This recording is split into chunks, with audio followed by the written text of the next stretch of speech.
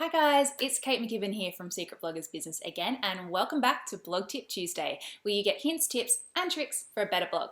Now today I've got a special one. It's another reader question, and this one is about how to set up pop-ups to get people onto your email list and how to do them so they work and don't annoy your readers. So hang around and I'll share all the details with you.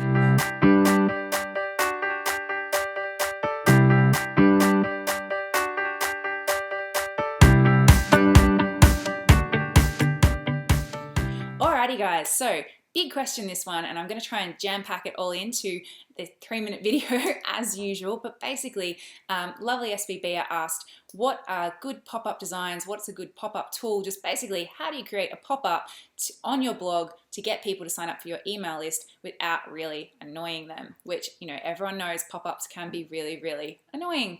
So a couple of things. Firstly, you want to get the right tools for the job. Now this is for WordPress bloggers.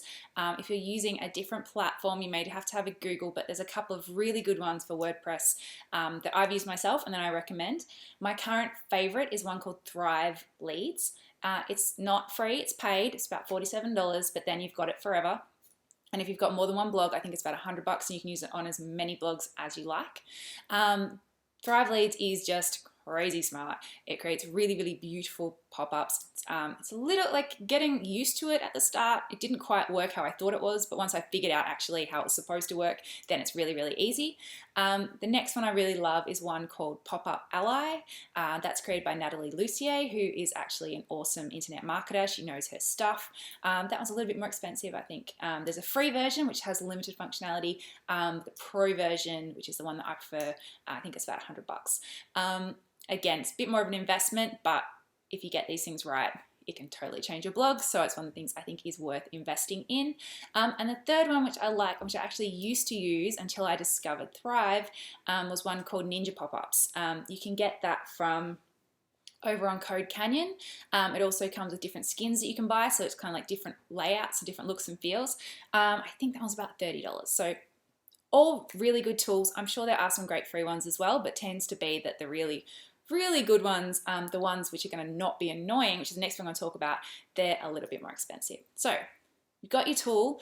The next thing is to make sure you have a great opt-in with it and something that really addresses a reader problem that's got a really snappy headline, because basically you've got to remember people, you've got like a couple of seconds to get their attention. If you're having to explain what it is or why it's useful in any way, if you can't get it across in one good headline, then you're not going to get people on your list. So beautiful imagery, catchy headline, just play around with a few different versions. That's one of the reasons I love Thrive, is it actually lets you compare different pop-ups to see which ones work the best. So you can do different colors, different pictures, different titles, that kind of thing, see which one works best and then go with that one. That's tip number 2. Tip number 3 is of kind of how to be not annoying, is just don't have it set to go all the time. That's when things get really annoying. There's lots of different settings depending on which plugin you're using about when the pop-up comes up as well. I use Thrive. I've got mine set that people have to scroll down to past 40% of the page.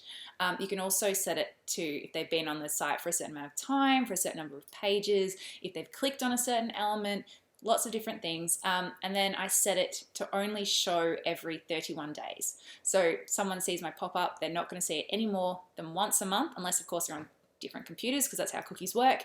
But you know, that way you're not in their face. And you know, then once it's not, because and also it's not just about the pop-up. You have to have other little ways that they can opt into your email list. But that's a whole other thing, and that's all kind of in that 4-hour email training I did just a little while ago. So I can't explain this down in a 4-minute video, but those should get you started, should get you on your way. And then I suppose my other tip is just tweak. Just keep playing. This is not a set and forget thing. Until you're really happy with it, you're going to have to sort of like make a change, leave it for a week, see what happens, make another change, leave it for a week, see what happens. That's how you kind of like hack your way to making something going from not working too well to working really well. So anyway, that is my tip for you. That is Blog Tip Tuesday this week. Make sure you come back next week for my next blog tip. And don't forget to head over to secretbloggersbusiness.com and leave a comment and let me know what you thought. Or head on over to YouTube and subscribe to my channel. So I will see you guys next week for more Blog Tip Tuesday. Bye!